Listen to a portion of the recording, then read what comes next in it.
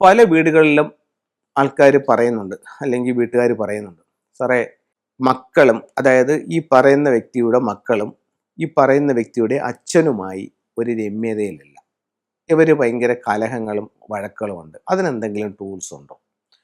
ചില വീടുകളിൽ പറയുന്നതെന്ന് പറഞ്ഞു കഴിഞ്ഞാൽ ഭാര്യയും ഭർത്താവും തങ്ങളിൽ എപ്പോഴും അഭിപ്രായ വ്യത്യാസങ്ങളാണ്. അവർ തന്നെ സ്വയം പറയുന്നതാണ്, എപ്പോഴും വഴക്കാണ് സാറേ നമ്മൾ തങ്ങളിൽ, അതിനെന്തെങ്കിലും ഒരു ടൂൾസ് വയ്ക്കാവോ സാറേ, അതിനല്ലെങ്കിൽ എന്തെങ്കിലും ഒരു പരിഹാരം പറഞ്ഞു തരാമോ? ചിലർ പറയും, സാറേ നമ്മളുടെ ബന്ധുക്കൾ മൊത്തവും നമുക്ക് ഇപ്പോൾ ശത്രുക്കളായിട്ട് നിൽക്കുന്ന ഒരിതാണ്. ഞാൻ ഈ വീട് വെച്ചതിന് ശേഷം നമ്മുടെ മൊത്തം ബന്ധുക്കളും നമ്മളിൽ നിന്ന് അകന്നുപോയി, ആർക്കും നമ്മളോട് ഇപ്പോൾ ഒരു സ്നേഹമോ ആരും ഇങ്ങോട്ട് വരുന്നതോ ഇല്ല, അതിന് നമുക്ക് എന്തെങ്കിലും പരിഹാരം ചെയ്യാൻ പറ്റുമോ? ചില വീടുകളിൽ പറയും, സാറേ നമ്മളിപ്പം ഞാനുണ്ട്, ഭർത്താവുണ്ട്, മക്കളുണ്ട്, പക്ഷേ നമ്മളെല്ലാവരും കൂടെ, എൻ്റെ അമ്മായിയമ്മയുണ്ട്, നമ്മളെല്ലാവരും കൂടെ തങ്ങളിലൊരു ഐക്യമില്ല, അപ്പോൾ ഇതിനൊക്കെ ഫെങ്ഷുയിൽ എന്തെങ്കിലും മാർഗങ്ങളുണ്ടോ എന്ന് ഒരുപാട് ആൾക്കാർ ചോദിക്കുന്നുണ്ട്. ഇതിനെല്ലാത്തിനും ഫെങ്ഷുയിൽ മാർഗങ്ങളുണ്ട്. ഓരോന്നോരോന്നായിട്ട് ഞാൻ നിങ്ങളുമായി ഷെയർ ചെയ്യാം. ഒന്ന്, ആദ്യം നമ്മൾ പറഞ്ഞത്, ഇപ്പോൾ 2-3 തലമുറ, അതായത് അച്ഛൻ, മകൻ, മകൻ്റെ മക്കൾ, ഇവർ തങ്ങളിലൊരു ഐക്യത്തിൽ വരാൻ വേണ്ടിയിട്ട് ഫെങ്ഷുയിൽ ഉപയോഗിക്കുന്ന ഒരു ടൂളാണ് നിങ്ങളുമായിട്ട് ഷെയർ ചെയ്യുന്നത്. ഞാൻ കണ്ടുപിടിച്ചതൊന്നുമല്ല, ചൈനീസ് വാസ്തുക്കളായ ഫെങ്ഷു പ്രകാരം അവരുപയോഗിച്ച് റിസൾട്ട് വന്നത് ഞാൻ പഠിച്ചു, ഞാൻ ചെയ്യുന്നു, മറ്റുള്ളവർക്ക് പറഞ്ഞു കൊടുക്കുന്നു, അവർക്കും റിസൾട്ട് വരുന്നു. അതായത് 3 തട്ടുകളുള്ള ഒരു ആമ, അതായത് ഒരു ആമ ഇരിക്കുന്നു, അതിൻ്റെ ആമയുടെ മുകളിൽ വേറൊരു ആമ ഇരിക്കുന്നു, അതിൻ്റെ മുകളിൽ വേറൊരു ആമ ഇരിക്കുന്നു, അങ്ങനെ ഒരു 3 തലമുറയായിട്ടാണ് ഇതിനെ കണക്കാക്കുന്നത്.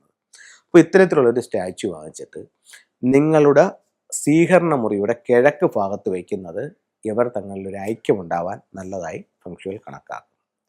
അടുത്തത്, ഭാര്യയും ഭർത്താവും തങ്ങളുടെ ഐക്യത്തിന് വേണ്ടിയിട്ട് വീടിൻ്റെ പുറത്ത്, അതായത് വീടിൻ്റെ വെളിയിൽ തെക്കു പടിഞ്ഞാറ് എന്ന് പറയുന്ന മൂല, കന്നിമൂല, അവിടെ ഒരു റെഡ് 0 വോൾട്ട് ലൈറ്റ് ഇടുക.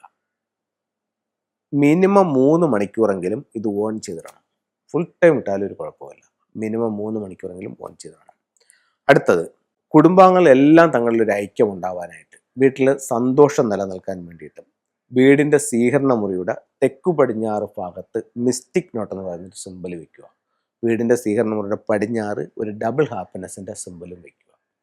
ഇനി നമ്മളെ സപ്പോർട്ട് ചെയ്യാനുള്ള ആൾക്കാരും നമ്മുടെ ബന്ധുക്കളും ഒക്കെ നമുക്ക് എല്ലാവരുമായിട്ട് നല്ലൊരു രമ്യതയിൽ പോകാൻ വേണ്ടി, ആൾക്കാരുമായിട്ടൊക്കെ ഒരു രമ്യതയിൽ പോകാൻ വേണ്ടിയിട്ട് വീടിന് പുറത്ത്, വീടിൻ്റെ വെളിയിൽ വടക്ക് പടിഞ്ഞാറ് ഭാഗത്ത് 6 റോഡ് വിൻഡ് ചൈം, 6 ദണ്ടുകളുള്ള ഒരു ബെല്ല് അവിടെ പ്രോഗ്രാം ചെയ്തെടുക്കുക. അപ്പോൾ ഇത്തരത്തിലുള്ള കാര്യങ്ങൾ കുടുംബാംഗങ്ങൾ തങ്ങളിൽ ഐക്യമുണ്ടാവാൻ ഒക്കെ നല്ലതാണ്. ഇനി വീടിൻ്റെ സ്വീകരണ മുറിയുടെ തെക്കു പടിഞ്ഞാറ് ഭാഗത്ത് ആ വീട്ടിൽ താമസിക്കുന്ന കുടുംബാംഗങ്ങളെല്ലാം കൂടെ വളരെ ഹാപ്പി ആയിട്ട് നിൽക്കുന്ന ഒരു ഫോട്ടോ എടുക്കുക. എന്നിട്ട് അതിനെ ഫ്രെയിം ചെയ്ത് തെക്കു പടിഞ്ഞാറ് ഭാഗത്ത് ഹാങ് ചെയ്യുന്നതും ഇവർ തങ്ങളിലൊരു ഐക്യമുണ്ടാവാനായിട്ട് നല്ലതാണ്. ഇതിനോടൊപ്പം ഒരു കാര്യം കൂടെ പറഞ്ഞോട്ടെ, ഗൃഹനാഥൻ്റെ പേരെഴുതി മെയിൻ ഡോറിന് സമീപത്ത് വയ്ക്കുന്നത് നല്ല ഒരു പോസിറ്റീവ് റിസൾട്ട് ഗൃഹനാഥൻ്റെ കൊണ്ട് കൊടുക്കാൻ നല്ലൊരു ടിപ്സായി ഫെങ്ഷുയിൽ കണക്കാക്കുന്നു. അതായത് സൗഭാഗ്യങ്ങളും അവസരങ്ങളും നമ്മളെ തേടി വരും എന്നുള്ളതാണ് നമ്മൾ ബോർഡ് വെച്ച് സ്വീകരിക്കുക. സൗഭാഗ്യങ്ങളെ നമുക്ക് ഫെങ്ഷുയിൽ പലർക്കും സൗഭാഗ്യങ്ങൾ കിട്ടാതെ പോകുന്നുണ്ട്, അത് നമുക്ക് പിടിച്ചെടുക്കാൻ അല്ലെങ്കിൽ നേടിയെടുക്കാനായിട്ട് ഫെങ്ഷുയിലൂടെ സാധിക്കും. അപ്പോൾ അതുകൊണ്ടാണല്ലോ കൂടുതൽ ആൾക്കാർ ഫെങ്ഷു ചെയ്യുന്നത്. പലർക്കും പല തരത്തിലുള്ള ഭാഗ്യങ്ങളില്ല, അല്ലെങ്കിൽ തൊഴിൽപരമായിട്ട് നേട്ടമില്ല, സാമ്പത്തികമായിട്ട് നേട്ടമില്ല, കുടുംബത്തിൻ്റെ ഐക്യമില്ല, ഇത് അവർക്ക് നാച്ചുറലായിട്ട് വന്നു ചേരുന്നില്ല. അപ്പോൾ ഫെങ്ഷു ഉപയോഗിച്ചിട്ട് ആ റിസൾട്ടുകൾ നമുക്ക് നേടിയെടുക്കാനായിട്ട് സാധിക്കും, അതായത് പിടിച്ചെടുക്കാനായിട്ട് സാധിക്കും. ഇനി അടുത്തത്, ചില ഫെങ്ഷുവിൽ ചില ടൂൾസുകൾ, ഇപ്പം പറഞ്ഞതിൽ തന്നെയുള്ള ചില ടൂൾസുകൾ നിങ്ങളുമായിട്ട് ഷെയർ ചെയ്യാം. ഇത് വളരെ പവർഫുൾ ആയിട്ടുള്ളൊരു സിമ്പിളാണ്. ഇതിനെ മിസ്റ്റിക് നോട്ട് എന്ന് പറയുന്നത്, നിഗൂഢക്കെട്ട്. ഇത് നിങ്ങളുടെ ലിവിങ് റൂമിൻ്റെ സൗത്ത് വെസ്റ്റ്, അതായത് കന്നിമൂല ഭാഗത്ത് ഇതിനെ പ്ലേസ് ചെയ്യാം. അപ്പോൾ ചിലർ ചോദിക്കും, സാറേ സൗത്ത് വെസ്റ്റിൽ, സൗത്തിൽ വയ്ക്കണോ വെസ്റ്റിൽ വയ്ക്കണോ? എവിടെ വെച്ചാലും തെറ്റില്ല, എന്നാലും സൗത്തിൽ വയ്ക്കാം. അടുത്തത്, ഇത് ബെഡ്റൂമിൻ്റെ അടിയിൽ, ബെഡ്റൂമിൽ ബെഡിൻ്റെ അടിയിൽ, അതായത് മെത്ത പൊക്കിയിട്ട് അതിൻ്റെ അടിയിൽ ഇട്ടിട്ട് ഇത് കിടക്കുന്നതും ഈ കപ്പിൾസ് തമ്മിലുള്ള ഐക്യത്തിന് നല്ലതാണ്. അതുപോലെ ബെഡ്റൂമിൻ്റെ സൗത്ത് വെസ്റ്റ് കോർണറിൽ ഇത് വെക്കുന്നതും അവർ തങ്ങളുടെ ഐക്യത്തിന് നല്ലതാണ്. ഇത് ഒരു വെൽത്ത് ഷിപ്പാണ്, ഇതുപോലെ സിംബോളിക്കായിട്ടുള്ളൊരു സിമ്പിളാണ്. അതായത് ഇത് മെയിൻ ഡോറിൽ നിന്നും വീടിൻ്റെ ഉള്ളിലേക്ക് കടന്നു വരുന്ന രീതിയിൽ വയ്ക്കാം. ഒരു സമ്പത്തിൻ്റെ കപ്പൽ നമ്മുടെ വീട്ടിലേക്ക് വരുന്നു, അതായത് സമ്പത്ത് കൊണ്ടുവരുന്നു.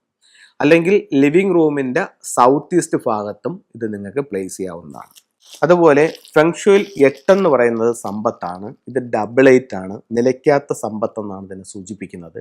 ഇത് നിങ്ങളുടെ സ്വീകരണ മുറിയുടെ സൗത്ത് ഈസ്റ്റ് ഭാഗത്ത് വയ്ക്കാം. ഡൈനിങ് ഹാളിൻ്റെയും സൗത്ത് ഈസ്റ്റ് ഭാഗത്ത് വയ്ക്കാം. നിങ്ങൾ ഒരു ഓഫീസാണ് നടത്തുന്നതെങ്കിൽ ഓഫീസിൻ്റെ സൗത്ത് ഈസ്റ്റ് വയ്ക്കാം. നിങ്ങൾക്ക് ഒരു ഷോപ്പാണെങ്കിൽ ആ ഷോപ്പിൻ്റെ സൗത്ത് ഈസ്റ്റ് ഭാഗത്ത് ഡബിൾ 8 സിമ്പിൾസ് വയ്ക്കാം. ഇത് ഡബിൾ ഹാപ്പിനെസ് എന്ന് പറയുന്നൊരു സിമ്പിളാണ്. അപ്പം നമ്മൾ നേരത്തെ പറഞ്ഞു കുടുംബത്തിൽ ഒരു ഐക്യം ഉണ്ടാവാനായിട്ട് മിസ്റ്റിക് നോട്ട് വയ്ക്കാം. കുടുംബത്തിൽ എപ്പോഴും ഒരു സന്തോഷം നിലനിൽക്കാൻ വേണ്ടിയിട്ട് നമുക്ക് ഡബിൾ ഹാപ്പിനെസ് സിമ്പിൾസ് വയ്ക്കാം. അപ്പം ഇത്തരത്തിലുള്ള ഓരോ ചിത്രങ്ങളും രൂപങ്ങളും നിങ്ങളുടെ ജീവിതത്തിൽ വലിയ വലിയ വിജയങ്ങൾ ഉണ്ടാക്കി തരട്ടെ എന്ന് പ്രാർത്ഥിച്ചുകൊണ്ട് നിർത്തുന്നു. നമസ്കാരം.